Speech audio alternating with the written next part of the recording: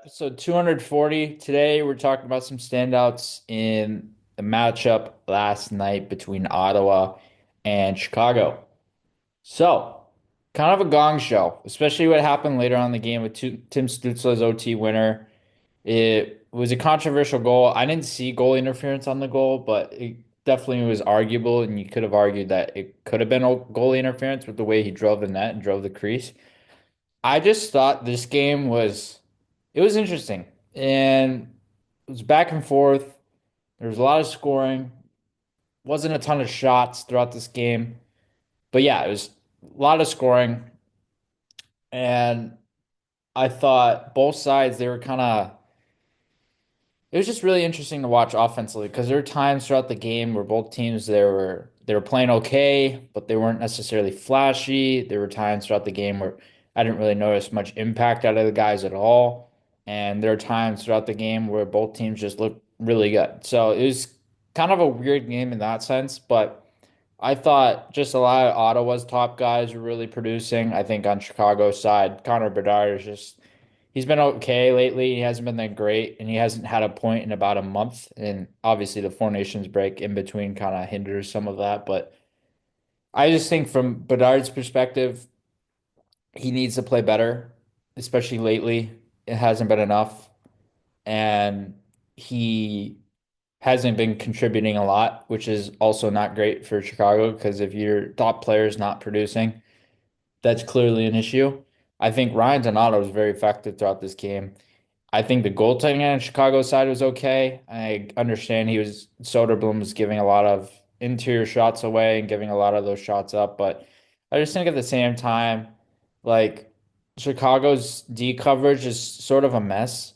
I was surprised going into this game that they didn't start Spencer Knight, especially I could understand if this was a back-to-back situation and they didn't play him, but he had rest. And their last game before yesterday's game was Monday. So I just don't understand why you don't ride Knight out. Like the thing is, if you have a future franchise goalie and a potential number one goalie of your future, you just play the hell out of him. And you play the hell out of him for so long because if you don't play him, he's never going to develop. And I just didn't understand why they didn't play him yesterday. I didn't understand why he wasn't in net, especially since he played so well after that first game against LA. It just made no sense to me. I think Spencer Knight in net, they would have won the game. That's just my opinion. I think some of the shots that Soderblom was facing, yes, there were high danger chances and such, but I think Knight would have allowed them to win. And I think again, it's such a it's a what if situation, so we would never know. But I just think Spencer Knight would have won this game. I genuinely believe that. I genuinely believe that he would have been more effective in net. And I just, again, I don't understand why. I was really looking forward to watching him in net too. That was the other thing. I was surprised he wasn't in net. I think he should have been, and he should have been playing. But I understand why that wasn't the case in certain contexts, but I don't agree with it. And I think outside of that, I think some of the Chicago's depth was actually quite noticeable. I think Teuvo Teravainen was a little bit noticeable. Ilya Mikheyev actually showed a little bit more flash. I think, of course, Ryan Donato has been arguably their most effective player over the course of the last, I would say, month and a half or so. You could certainly argue that with Bedard's absence, and he's really become more invisible as of late. Haven't really noticed him, honestly. I didn't notice him at all in yesterday's game. I think on Ottawa's side, Tim Stützle is really good. Brady Tkachuk was really good. Josh Norris was really effective. He had a goal in this game too. I think there were a lot of guys on Ottawa's side that showed a lot of promise, which is really good to see. And it was really noticeable from that perspective. I also think Chicago's fourth line of Reichel with Maroon and Smith, which has been mainly their consistent line throughout the season, ironically.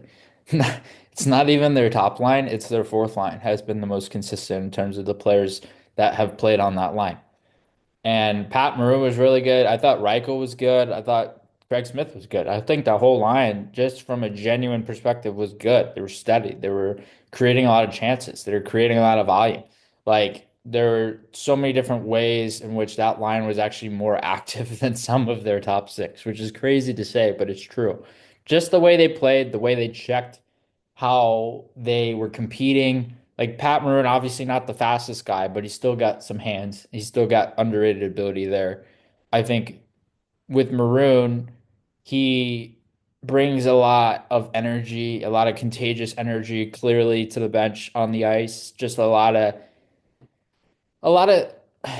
and it sounds cliche to say it, but a lot of intangibles in his game that make him effective, that make him really likable in Chicago. And I think part of that has really helped Lucas Reichel and his development because he's gone on to work with him a lot in terms of video on the bench and also on the ice, playing together a lot and stuff like that. So I just think from both sides, this was an okay game. I don't think this was a standout game really for either side. Obviously, Ottawa ends up winning, but I don't really think either side really had components of the game where they just dominated, took over, took control of the game. I think it could have went either way, especially with the scoring. But again, no surprise, Ottawa ends up winning with the way they played the back half of the period of the third and then eventually into overtime as well.